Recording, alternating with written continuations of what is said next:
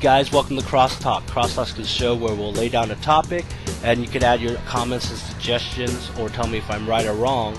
That way we can learn from each other. And I'll go ahead and take those comments and suggestions, and if they look good, I'll highlight it on the following videos until we move on to the next topic. Alright, first topic of the show. We're actually going to make this into a series. Now, it's been done before, but we're going to do it our way, with me and you guys out there. So what's the best way to learn to play Warhammer 40k? Ask people who knows how to play Warhammer 40k.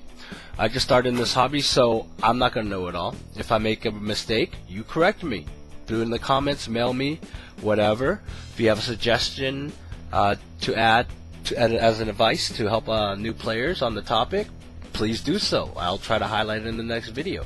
If you're a YouTuber, do a video response, even better, and then I'll make sure to point the people over to your video as well. Let's get this thing moving as a community. Now, first off, what do you need to play Warhammer 40k?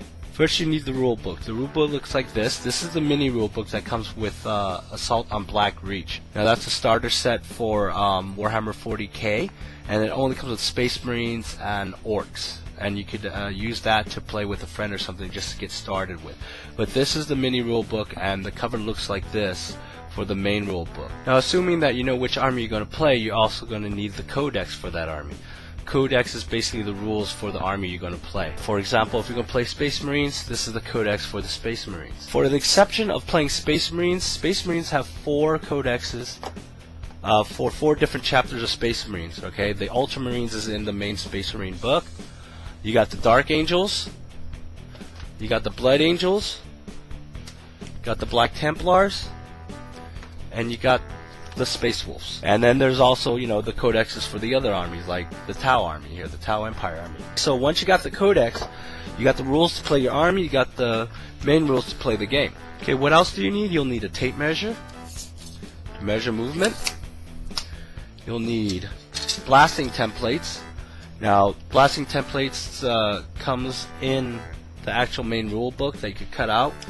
But you could also buy blasting templates like this. These are much better, they last you longer, and much more sturdier as well. And you don't have to mess up your book, especially for the price you're going to pay for it. You'll need dice, lots of 6-sided dice. Could be any size, whatever works for you. You also need a scattered dice. The scattered dice has arrows on it and a target. And you can pick that at any hobby store that sells GW stuff. You also need the distance dice. These 2 other dice. They usually come in a set, so you don't have to worry about it. This has numbers on it, and it has an exclamation point on it. Okay, and this other dice has exclamation points with more numbers on it, bigger numbers. Other than that, if you're going to host a game at your own house, you're going to need a nice table. Usually a 4x6 table is the standard size to play Warhammer 40k on. If you're playing small armies, you might want to start on a smaller size table like a 4x4. You also need objects to use as terrain, because if you're starting off the bat, you're probably not going to get terrain unless you want to. You could actually buy pre-made terrain that you just put together, put on the table, and then that becomes your terrain. You could cut out papers in different shapes to signify forests and stuff like that. And of course, finally, you need a friend or friends to play with. If you don't have a friend, I don't know what to say. Okay, the last time I played Warhammer 40k was about 15 years ago. And then when I decided to jump back into it, I had to pick an army that fit me, that I liked. And that was one of the hard parts. The second hard part is trying to figure out how to put an army together, because I didn't know the mechanics really about what point values are and stuff, because that's changed so much over the years. Let's go over to the list of armies that you can play for Warhammer 40k. Now, what I'm going to do is I'm going to summarize these armies here. I'm not going to go in depth into it. Now, if you're a YouTube video maker and you're watching me, you're one of my subscribers, and you play an army, specific army, why don't you do a video on it, give them more in-depth details, and then I'll go ahead and link to it as part of the series. Now, just keep in mind that you're doing the video for someone who's never played Warhammer, might not even seen a game played. The first army we'll talk about is pretty much the most popular army in 40k, the Space Marines. The Space Marines are superhuman warriors created to uphold order in the Imperium space, and is the forefront of protection for humankind. There are 1,000 chapters of Space Marines, and most of them are covered in the Space Marine Codex. The chapter that is most covered in detail is the Ultramarines in that codex. GW also released 4 other chapter codexes as well, giving you more in-depth detail about playing those chapters. Those chapters are the Space Wolves, the Blood Angels, the Black Templars, and the Dark Angels. Now, it's not required to get the Space Marine Codex if you're going to get one of these chapters that's already covered in their own codex, but I highly recommend it just to get the full story. Next is the Imperial Guards.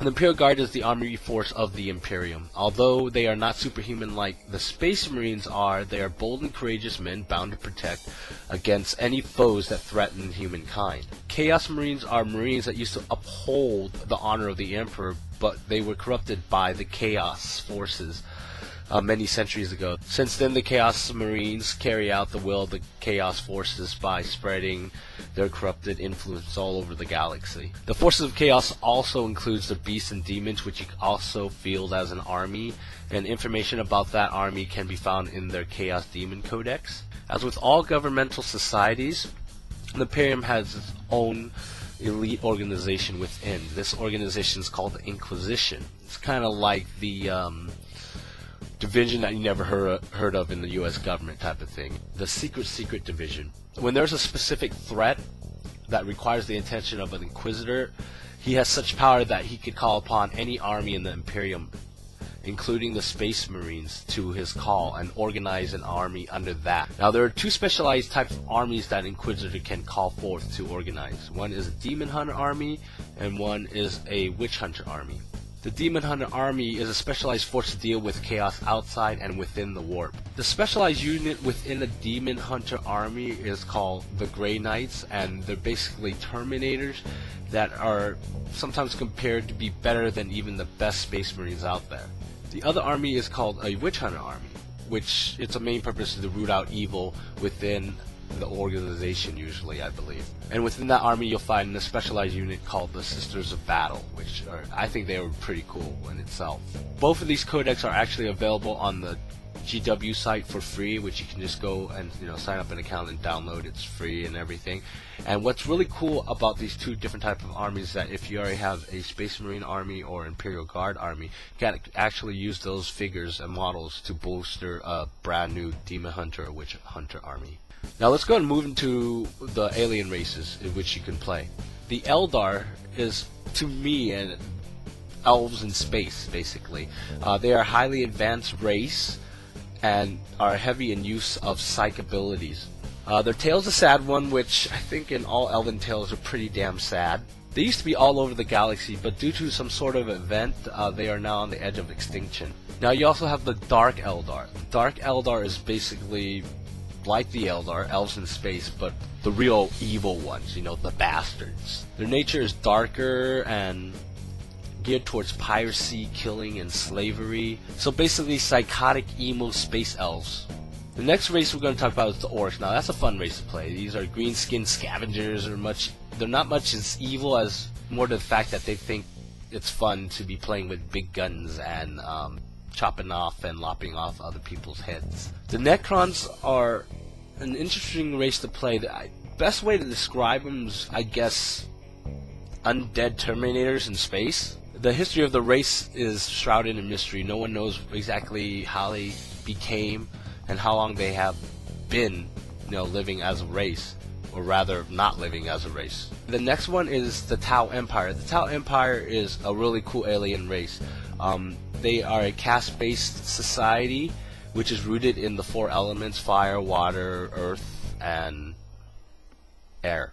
They are a young alien race, but they're so advanced that their technology actually advances in leaps and bounds. Now they have one belief system, and it's all for the greater good, and they believe that everyone should put aside their personal needs for the greater good. It's kind of trippy. It's kind of like aliens with one set mind of a religion, and that religion is one all be all.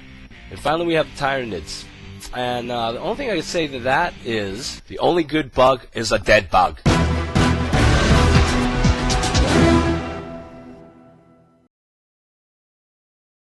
Now let's assume we're going down the army list and you're going, oh, that's the army I want to play.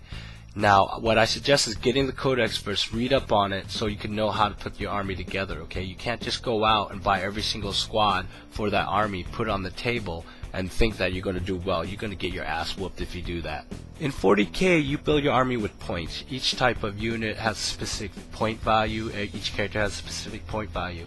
What you do is put the army together, and you come up to a total point value that you're going to be playing. For example, if you're going to go to a game store and you're talking to your friends and say, hey, let's play a 2,000 point army, you're going to take your army, make an army list, and make it come to as close as you can to 2,000, okay? Now, there's different types of point values that people play out there, so you're going to probably be making multiple lists and getting the models to fill out that list. Now, the best way to learn about an army is to ask someone that plays that army, or read about it on their blog, or watch it on their YouTube channel. One last thing before we go, why don't we compile a list of YouTube channels of people who actually play a specific army. So if you play a specific army and you have a YouTube channel to do updates on your army, let's go ahead and put that into a list. So let me know by putting comment, mail me or whatever, and just tell me what army you play. I play Space Wolves. I play Blood Angels. I play Tau. I play Eldar.